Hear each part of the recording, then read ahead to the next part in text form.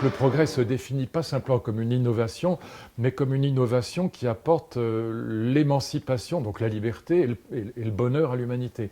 Et c'est en même temps qu'apparaît l'idée démocratique, qui va d'ailleurs s'incarner dans un grand projet, qui est le projet des encyclopédies, c'est-à-dire de répandre les lumières, de répandre les connaissances scientifiques au peuple tout entier, et pas simplement conserver cette connaissance scientifique pour les élites. C'est vraiment le moment où l'idée de progrès devient absolument centrale. C'est difficile de donner une définition dans l'absolu. Moi, je distingue le progrès technique et le progrès social, qui ne faisaient qu'un à la fin du 19e siècle, à l'époque de la France des ingénieurs, à l'époque, on avait le sentiment que le progrès technique et le progrès social allaient de pair. Il y a un moment où il y a eu deux progrès qui se sont catapultés. Le premier qui continuait à être un progrès scientifique avec l'idée qu'il y avait des dangers et qu'il fallait faire attention aux dangers. Ça veut dire que grâce à la science, on va émanciper l'humanité des deux grandes tyrannies, qui sont, la tyrannie de la superstition et même de la religion, beaucoup sont athées, et c'est la tyrannie de la nature. Et puis d'autres qui avaient le sentiment que le progrès était énormément sociétal. C'est-à-dire que c'était parce qu'on était libéré, qu'on faisait de liberté de ci, liberté de ça, etc. Donc il y a eu deux progrès qui se sont télescopés dans les dernières années et qui continuent à cohabiter assez mal. Les Français vont raisonner, je pense, d'abord en termes de progrès technique et scientifique, sachant que notre société, notre civilisation a connu un certain nombre de bons technologiques assez stupéfiants au cours des dernières décennies. Et c'est ça qui a quand même pas mal marqué la rétine de nos concitoyens. C'est l'idée du mieux, c'est l'idée de peut-être de passer moins de temps sur des tâches où on passait beaucoup de temps et de faire des choses peut-être plus essentielles et plus importantes pour moi personnellement. Le progrès pour moi, c'est d'abord ce que j'ai observé sur la ferme familiale, puisque je suis la 5e génération. C'est tous les marqueurs que j'ai dans la ferme qui montrent qu'on a progressé depuis la fin du 19e siècle. Et donc très concrètement chez moi, c'est les étables, puis l'emplacement du premier tracteur, puis l'emplacement de la machine à faucher, puis aujourd'hui la moissonneuse-batteuse avec le GPS. Et donc ça concrétise, c'est de manière très réelle, ce qu'est le progrès. Mais le progrès pour moi d'une manière plus globale, c'est ce dont j'ai besoin demain pour relever les différents défis qui m'attendent. Bien manger, ça devrait être un droit pour tout le monde. Or aujourd'hui, évidemment, d'abord il y a des gens qui ne mangent pas du tout. Donc ça on ne peut pas dire que ce soit un progrès. Ensuite il y a des gens qui mangent comme ils peuvent, avec l'argent qui rentre et qui quelquefois est très insuffisant pour manger, à sa faim, et bien manger à sa faim. Mais bien manger, ça fait partie aussi, mais il n'y a pas de raison de le mépriser, du bonheur de la vie. Est-ce que le progrès ne peut pas offrir le bonheur de la vie à tout le monde? Visiblement pas. Il y a sûrement du progrès à faire de ce côté-là. Le progrès, c'est quand même le fait d'améliorer le sort de l'espèce humaine, à mon sens, de façon vaste. C'est-à-dire ça peut être un progrès social, économique, technologique, mais ça ne fonctionne que lorsque c'est quelque chose qui s'adresse au plus grand nombre, me semble-t-il. Si c'est pas utile, c'est que ça ne tient pas compte de ceux auxquels le progrès s'adresse. Alors, donc à ce moment-là, ça ne sert à rien. Donc il n'y a qu'à cesser puis se rééclairer à la bougie, sous prétexte que il n'y a plus de pétrole ou que l'électricité coûte trop cher. Donc ça ne peut pas être comme ça. C'est très relatif l'utilité, c'est-à-dire que utile pour qui, utile pour quoi. Il y a un critère qui est très simple, c'est que la science moderne, disons la révolution newtonienne, c'est le premier discours dans l'histoire de l'humanité qui est universel. Ça vaut pour les riches comme pour les pauvres, ça vaut pour les aristocrates comme pour les roturiers, et ça vaut aussi bien pour les Allemands que pour les Chinois, les Anglais, les Français, les Italiens. Et donc c'est le premier discours qui va traverser les classes sociales et les frontières. Donc c'est très intéressant, avec cette idée démocratique derrière, ça vaut pour tout le monde. Le progrès, c'est d'abord la connaissance. Alors on connaît de mieux en mieux. C'est-à-dire que lorsque j'avais fait le rapport sur l'état des sciences et techniques pour Giscard d'Estaing dans les années 75-76, on arrivait à mettre en 800 pages à peu près tout ce qu'on connaissait et tout ce qu'on avait envie de connaître. Aujourd'hui, on serait bien incapable de le faire. L'idée qui est reprise par un certain nombre de penseurs, c'est que l'innovation, nous ne la maîtrisons plus parce que l'innovation est la résultante de la compétition. Autrement dit, pour prendre une métaphore newtonienne, les millions d'entreprises sont comme des petits vecteurs Et la résultante, personne ne la voit. Autrement dit, nous ne contrôlons plus rien. Personne ne sait ni où on va, ni pourquoi on y va. On est parti un peu dans tous les sens. Et c'est là que réside le problème aujourd'hui. C'est qu'il n'y a pas un individu qui est capable de comprendre où on en est vraiment dans tous les domaines. Il y a une phrase que je déteste, mais elle est significative de notre société. Il faut se dépasser. Se dépasser, mais c'est déjà tellement difficile de s'atteindre. Alors se dépasser, ça voudrait dire quoi? Courir derrière un mec qui serait nous. Moi, je courrais derrière un mec qui est moi, j'arriverais à sa hauteur, il me regarderait, il me ferait un clin d'œil et hop, il foutrait le camp parce que c'est inatteignable. Non. Le progrès ne sert pas le goût authentique de la tradition française. Ça, c'est une certitude. Bien au contraire, il le dénature. Il a créé un nouveau goût. Pour dire, bon, les matières premières, les produits n'ont pas changé sur la haute gastronomie. Et après, il y a une évolution des machines. Voilà. Les machines ont tendance à remplacer un peu le manuel, à remplacer l'intelligence de la main du cuisinier. Et donc la machine fait un travail, certes, plus économique, plus rentable, mais elle dénature le goût de base de la recette. Alors l'exemple parfait, c'est la mayonnaise, avec les mêmes produits et les mêmes grammages. Une mayonnaise à la main dans un saladier montée avec un fouet et une mayonnaise faite dans un robot électrique, on aura deux recettes totalement différentes. C'est Paul Valéry qui disait que la nouveauté d'une chose n'est pas une qualité intrinsèque de cette chose. Et je pense très honnêtement qu'il avait et qu'il a encore raison. Si on parle de pénibilité au travail, le progrès a rendu notre métier pratiquement identique à beaucoup de métiers, point de vue investissement physique et moral. J'ai le bon espoir aussi, socialement, que ce progrès permet à une entreprise d'avoir un équilibre beaucoup plus stable et de mieux rémunérer ses employés. Ça, c'est une des avancées que le progrès peut amener, c'est permettre à un employé d'avoir une rémunération un peu plus élevée que la moyenne. Les gains de productivité, c'est l'essence même du progrès, c'est-à-dire la redistribution de la productivité à part égale entre le capital et puis le travailleur.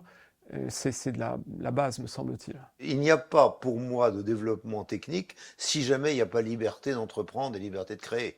Et donc le totalitarisme n'a pas conduit, et en particulier soviétique, n'a pas conduit à des progrès scientifiques et techniques majeurs. Ça ne fonctionne pas qu'avec la démocratie, puisque vous avez des pays qui sont pas des démocraties, à commencer par la Chine, et qui ont été capables de mettre en œuvre du progrès à très large échelle à cet égard. La Chine a eu sa période de création grâce à Deng Xiaoping qui a libéré complètement les énergies, libéré la capacité d'agir. Mais ça fonctionne en partageant le bénéfice, en faisant en sorte qu'il y ait un partage du bénéfice de façon forte. Parce que sinon, vous aboutissez à la société britannique des années 1860, pendant la première révolution industrielle.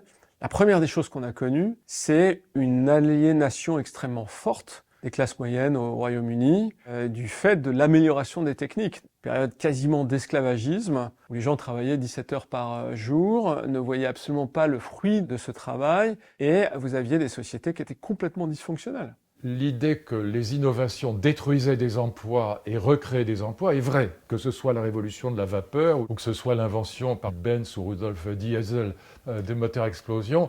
Oui, ça a détruit les diligences, mais ça a créé des millions d'emplois. L'industrie, ça a été le problème, mais c'est aussi la solution. La révolte des canuts à Lyon en 1830, les canuts, je les comprends si je me mets à leur place parce que leur métier disparaît. La machine Jacquard va tuer les canuts, mais ça va inventer des millions d'emplois, l'industrie textile. Ce n'est pas parce que l'industrie se robotise qu'on perd des emplois. Au contraire, pendant 30 ans, la France a sous-investi dans l'industrie. Résultat, on n'a pas robotisé, on est devenu moins compétitif. Il faut veiller à ce qu'on discute bien des sujets de risque et des sujets d'impact. C'est ce qu'on veut faire partout. C'est pas vrai qu'en agriculture, mais c'est vrai en agriculture.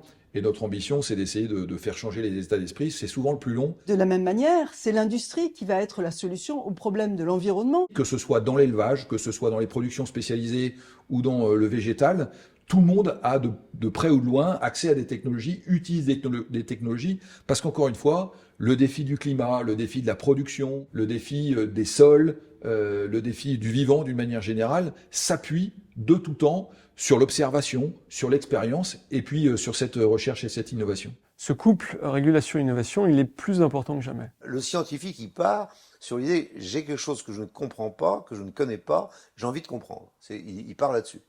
Alors ensuite arrive le technicien qui dit, bon, moi, est-ce que je suis capable, compte tenu des résultats de la science, je suis capable de faire quelque chose qui fonctionne à partir de là. Et puis derrière encore, à la fin, il y a l'ingénieur qui arrive. Et qu'est-ce que fait l'ingénieur? Il dit, je vais essayer de faire ce qui doit être fait le moins cher possible, dans les meilleures conditions, etc. Alors celui-là, si jamais il arrive à être industriel, il peut avoir une volonté de puissance. Il peut se dire, je vais conquérir le monde. Et si vous voulez, je pense que dans l'esprit d'Elon Musk aujourd'hui, il y a une volonté de puissance incontestable. La compétition n'est plus nationale, elle est mondiale, c'est une évidence. Mais l'effet de cette mondialisation de la compétition, par exemple dans des domaines comme celui-là, celui qui fabrique ça, il sait une chose, c'est Darwin en économie. Si je n'innove pas, je suis sélectionné au mauvais sens du terme. Je suis carbonisé.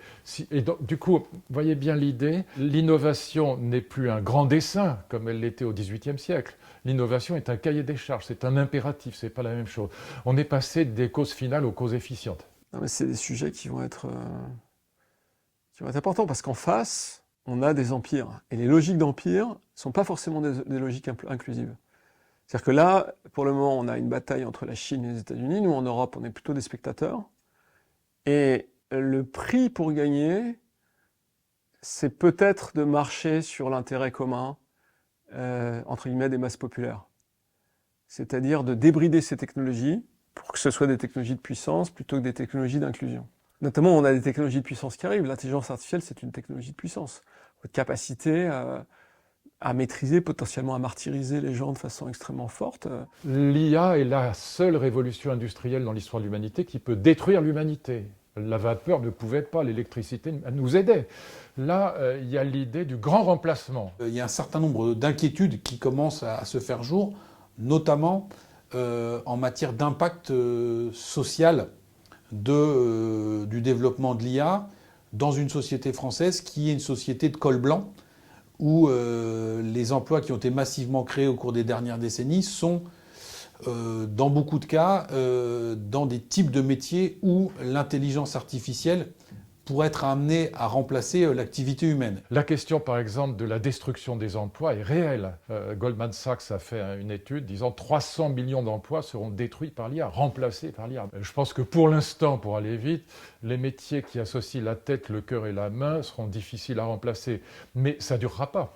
On a aujourd'hui 2/3 des Français qui pensent que le développement de la science rendra possible la création de machines ou d'intelligence artificielle capables de penser et d'agir comme les hommes. Il n'était que 32% en 1972, il y a 50 ans. Le grand débat aujourd'hui sur l'IA, il faut le savoir, mais là les Français ne le connaissent pas du tout encore, c'est le débat entre les décélérationnistes, on les appelle les decels en anglais, en américain, et puis les IAC, ils s'appellent eux-mêmes les IAC, c'est-à-dire les effective accélérationnistes. Les décélérationnistes, ce sont ceux par exemple qui ont signé en mars 2023 une demande de moratoire sur l'IA pour donner le temps de faire des régulations, de protéger les humains. Est-ce qu'on va laisser l'IA manipuler les élections, disséminer des fake news et des deepfakes? Et puis de l'autre côté, il y a les IAC. Le plus connu, c'est un financier qui s'appelle Max Andreessen. Il a fait un manifeste techno-optimiste dans lequel il dit « Les décélérateurs sont des criminels, des meurtriers, parce qu'ils empêchent le progrès d'une IA qui peut sauver des vies, par exemple, dans le domaine de la santé. » Donc ce débat-là est extrêmement violent aujourd'hui dans la Silicon Valley. Le sujet, c'est qu'on a une technologie qui amène beaucoup de gains de productivité et savoir est-ce qu'on va être capable d'éviter les travers qu'on a connus de captation de la productivité par quelques acteurs. Et donc c'est intéressant parce qu'on re-rentre dans un enjeu où finalement c'est avant tout le politique qui va répondre à cette question, en ayant la capacité d'imposer des régulations, un antitrust fort. Et je pense que ça va être un défi premier pour les sociétés qui viennent. C'est effectivement à un moment la démocratie qui est capable de dire je fais un comité d'éthique. Est-ce que les conséquences de telle orientation conduisent à quelque chose qui est inhumain? et par conséquent qui ne doit pas être. Mais bien que c'est la démocratie qui permet de s'en sortir. L'idée, ce serait de reprendre la main sur un cours du monde qui nous échappe pour essayer de réguler, par exemple, l'IA, l'intelligence artificielle, de telle sorte qu'elle serve à l'humanité au lieu de la détruire. J'ai l'impression que la France est plus rétive au progrès que les États-Unis, par exemple. Aux États-Unis, ils sont solutionnistes, c'est-à-dire qu'à tout problème, il y a une solution et on la trouvera, quitte à aller trop loin parfois. Comment une société, dans ses valeurs et sa façon d'être, accompagne les innovations de rupture, les innovations technologiques, et comment certains segments de cette société sont capables de générer, d'inventer et de créer de nouvelles technologies, etc., etc. Et sur ces deux plans-là, notre prise de distance vis-à-vis de la culture scientifique n'est pas forcément de très bon augure. En France, et même en Europe, je dirais qu'on invente moins, mais on légifère plus, même sur les inventions des autres. Regardez ce qui s'est passé sur la data, le RGPD, c'est européen. Regardez ce qui se passe sur l'IA. L'Europe va être la première à faire une réglementation sur l'IA. On ne lutte pas contre l'innovation et la recherche. Je crois juste qu'à un moment, on se décale, et quand on est décalé, on prend du retard. Mais personne n'imagine aujourd'hui se priver d'eau courante, d'électricité. L'Europe semble aujourd'hui, même si ce n'est pas dans les discours, dans les faits, avoir peur du progrès, peut-être parce que c'est le vieux continent, et les Français presque en tête de liste. C'est pas sans effet sur, par exemple, la défiance vaccinale, sur l'acceptation d'un certain nombre d'avancées technologiques. Les gens me disent toujours la même chose, ils me disent « Mais moi, je ne veux pas subir.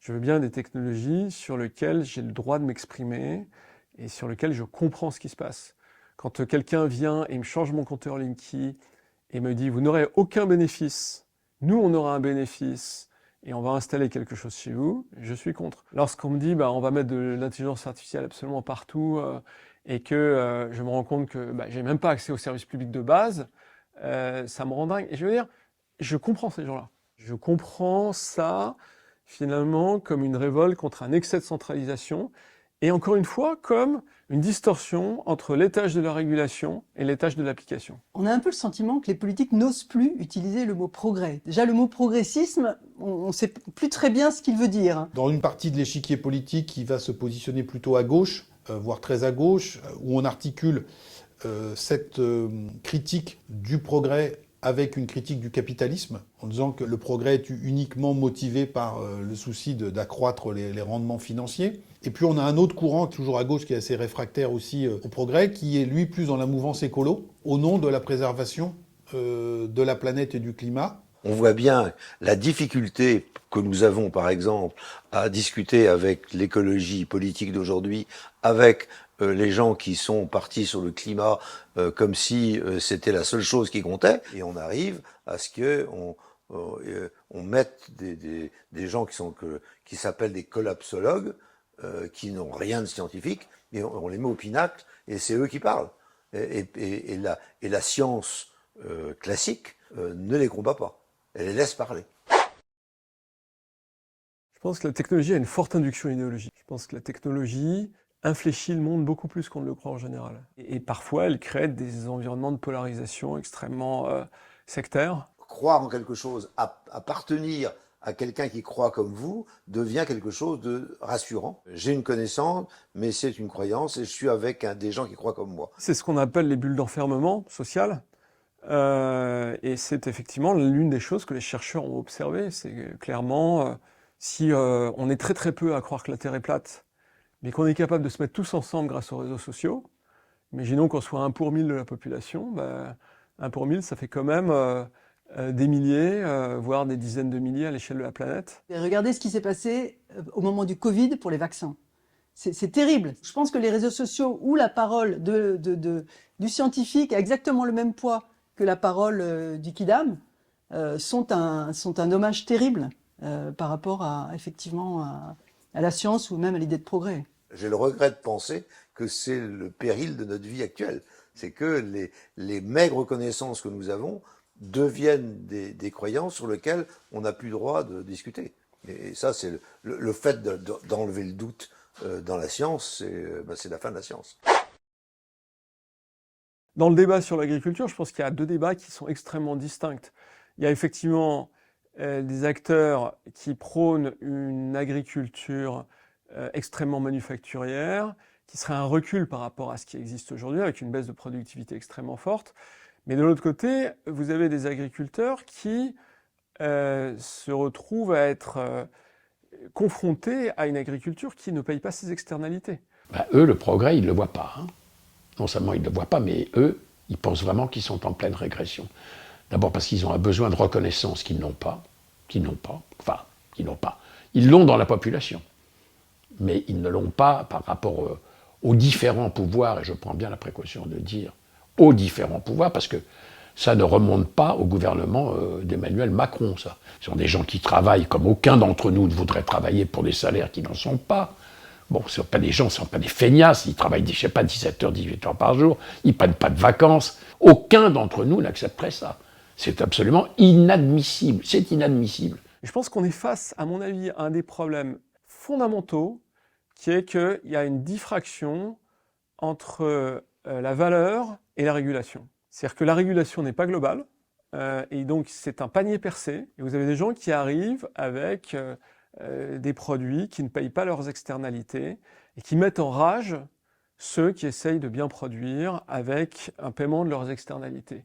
De facto, quand vous produisez en Europe, vous produisez avec beaucoup moins d'énergie, une énergie qui est beaucoup moins carbonée, vous mettez moins d'intrants dans les champs, produisez de meilleure qualité, et pour autant, vous êtes sur la même base de coûts que des produits qui sont de mauvaise qualité. Aujourd'hui, on pourrait faire mieux, et pour des raisons politiques, sociologiques, idéologiques, on n'arrive pas à utiliser la totalité des moyens qui sont devant nous. Je prends un exemple très concret. On a une prix Nobel, Emmanuel Charpentier, qui a travaillé sur le ciseau moléculaire, non pas pour faire de la transgénèse, ce qu'on appelle les OGM, mais pour faire de la mutagénèse dirigée plus vite, pour aller plus loin, et utiliser demain des plantes qui consomment moins d'eau, qui n'ont pas besoin de pesticides pour faire leur cycle. Eh bien, aujourd'hui, en Europe, on est en train d'en discuter à Bruxelles, mais on n'a pas accès à ces technologies. C'est dommage, parce qu'avec ça, on peut relever le défi du climat, la restauration de la biodiversité, la capacité à produire avec des conditions qui respectent mieux l'environnement et à fournir finalement une alimentation de qualité et de proximité à des consommateurs qui l'attendent. Il peut y avoir des sujets éthiques, et moi je pense que c'est important de les regarder, donc il ne faut pas non plus nier que l'utilisation de ce type de technologie se fasse dans un cadre défini, et nous on est prêts à y travailler.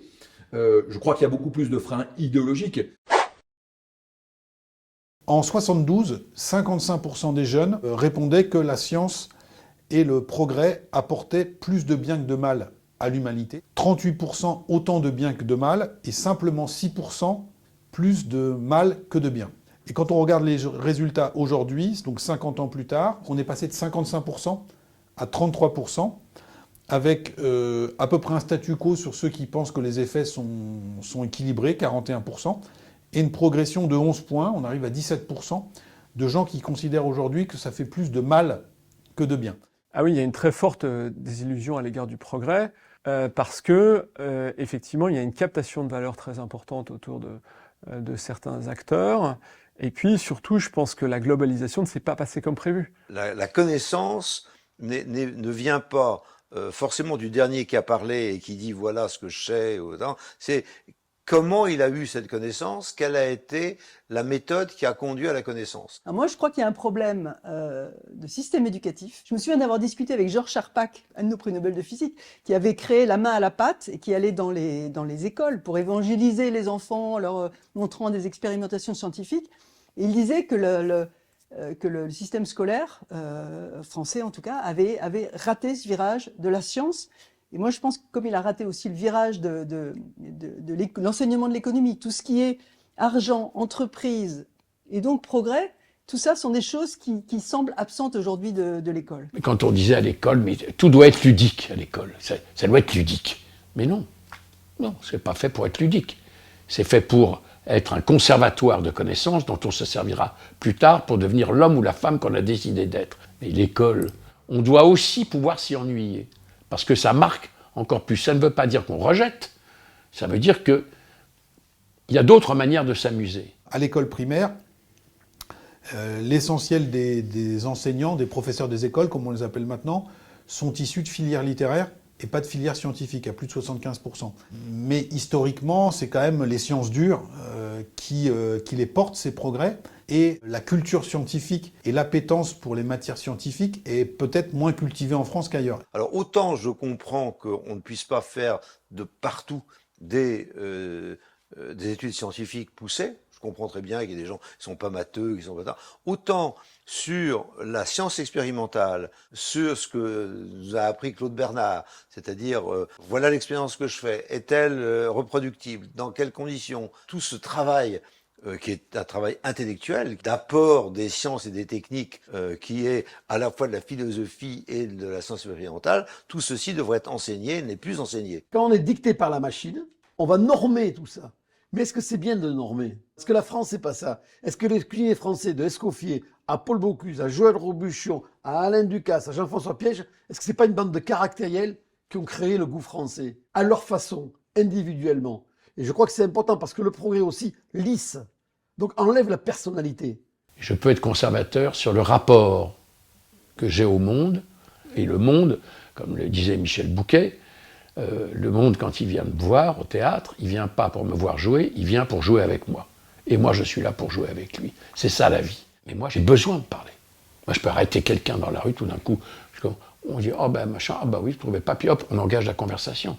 Alors, et on se rend compte, on est d'accord, on n'est pas d'accord. L'adversaire, pour moi, est quelqu'un d'important. Parce que si on a un adversaire, c'est qu'on a un débat. Ça m'intéresse aussi, de comprendre sa sensibilité personnelle. Ça veut dire qu'à un moment donné, on doit pouvoir régler un certain nombre de problèmes, peut-être par le progrès, mais le premier, les progrès, c'est d'abord savoir qui est l'autre, est-ce qu'on peut en tirer, ce que lui peut tirer de nous. Ça, c'est le progrès. Mais c'est pas la mode.